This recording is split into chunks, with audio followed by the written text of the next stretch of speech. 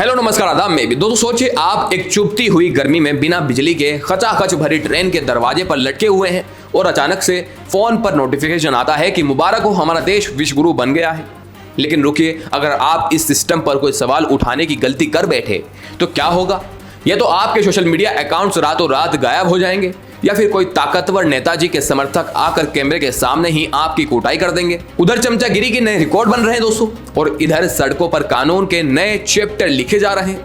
आज की इस वीडियो में हम किसी सरकारी पीआर एजेंसी की तरह मीठी मीठी बातें नहीं करेंगे। आज हम बात करेंगे उस जमीनी हकीकत की जो चमचमाती हेडलाइंस के पीछे कहीं छुप गई है। तो कुर्सी की बेटी बांध लीजिए, क्योंकि आज सच का सामना जरा खुलकर होने वाला है।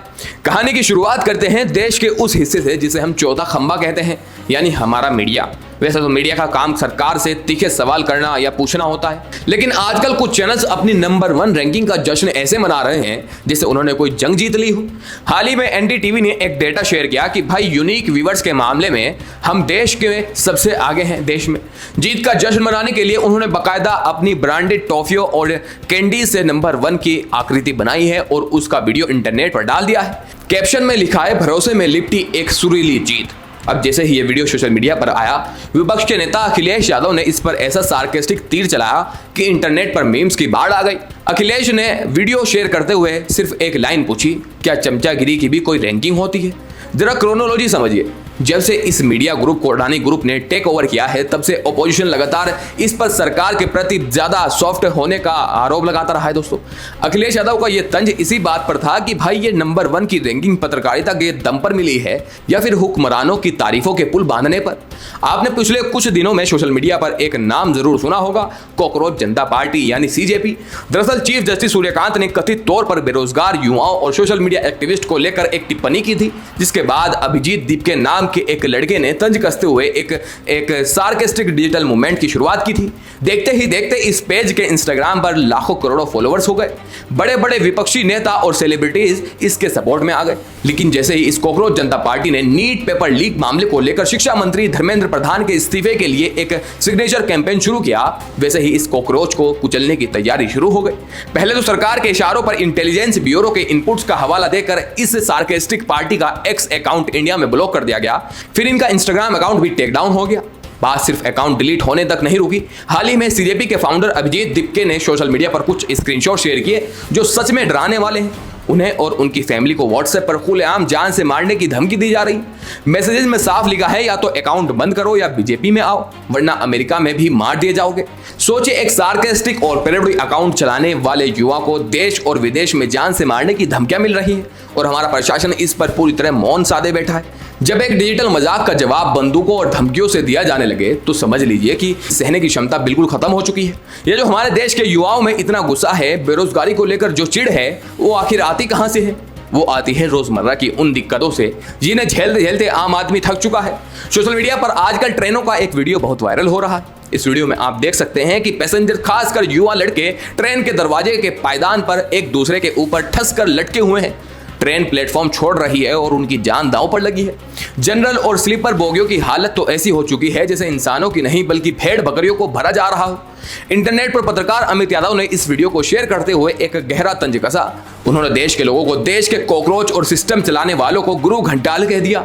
जब हमारे नेता विदेशों में जाकर भारत के विश्व गुरु बनने का डंका बजाते हैं, तब देश की लाइफलाइन कही जाने वाली रेलवे में आम नागरिक अपनी जान हथेली पर रखकर सफर कर रहा होता है। बुलेट ट्रेन और वंदे भारत के इस दौर में एक आम गरीब और मिडिल क्लास आम आदमी को एक अदद सुरक्षित सफर के लिए भी तरसना पड़ रहा है।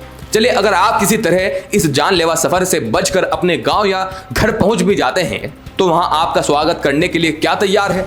चिलचिलाती गर्मी और अंधेरा। उत्तर प्रदेश के ग्रामीण इलाकों से आजकल बिजली कटौती की जो खबरें आ रही हैं, वो होश उड़ाने वाली है। मई की इस भयंकर और जानलेवा हीट वेव में जहां पारा 45 डिग्री पार हो चुका है, वहां यूपी के गांवों में 12-12 घंटे से ज्यादा के पावर कट्स लग रहे हैं। सोशल मीडिया पर अनिल यादव नाम के एक पत्रकार ने बिजली विभाग का पूरा डेटा शेयर किया। इस डेटा के मुताबिक जहां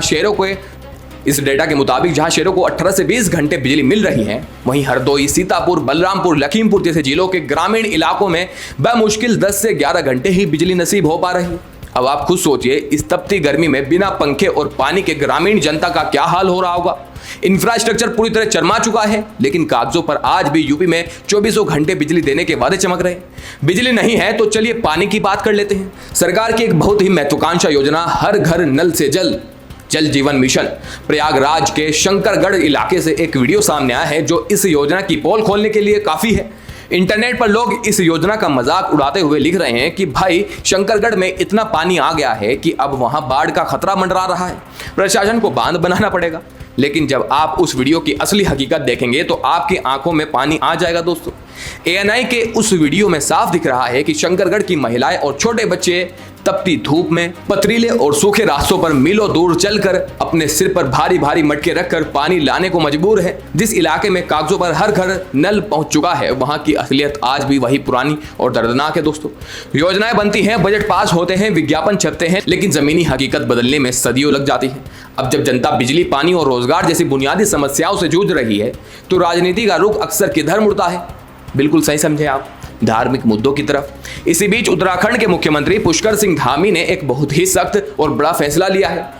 सीएम धामी ने साफ कह दिया है कि देवभूमि उत्तराखंड में सड़कों या किसी भी सार्वजनिक जगह पर धार्मिक गतिविधियां या नमाज पढ़ने की इजाजत किसी भी कीमत पर नहीं दी जाएगी।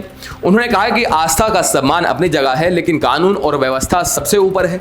धामी जी का कहना है कि इस वक्त राज्य में 4 धाम यात्रा चल रही है, लाखों श्रद्धालु आ रहे हैं, इसलिए अनुशासन और शांति बनाए रखना उनकी सबसे पहली प्राथमिकता है। तो दोस्तों, आज की इन सारी खबरों को अगर हम एक धागे में पिरो कर देखें तो तस्वीर बिल्कुल साफ है कि एक तरफ हमारे पास चमकता हुआ डिजिटल इंडिया है, जहां चैनल्स नंबर 1 होने की चॉकलेट बांट रहे हैं और नेता विश्वगुरु के भाषण दे रहे हैं। लेकिन दूसरी तरफ वो इंडिया है जो खचाखच भरी ट्रेनों में लटक रहा है, 12 घंटे के अंधेरे में पसीना बहा रहा है और पानी के एक एक मटके के लिए कोसों दूर पैदल चल रहा है। और हाँ, अगर आप इस बीच के अंतर पर सवाल उठाएंगे तो धमकियां और लाठियां आपका इंतजार कर रही है। सवाल यह है कि एक नागरिक के तौर पर हमारी प्राथमिकता क्या है? क्या हम सिर्फ कागजी दावों और धार्मिक बहसों में उलझे रहेंगे या कभी अपने हक की बुनियादी चीजों पर भी कड़े सवाल पूछेंगे? कमेंट्स करके बताइए। जल्दी लौटूंगा बड़ी बड़ी अपडेट्स के साथ, छोटी छोटी वीडियो के साथ, ताकि आप और भी ना हो। जय हिंद।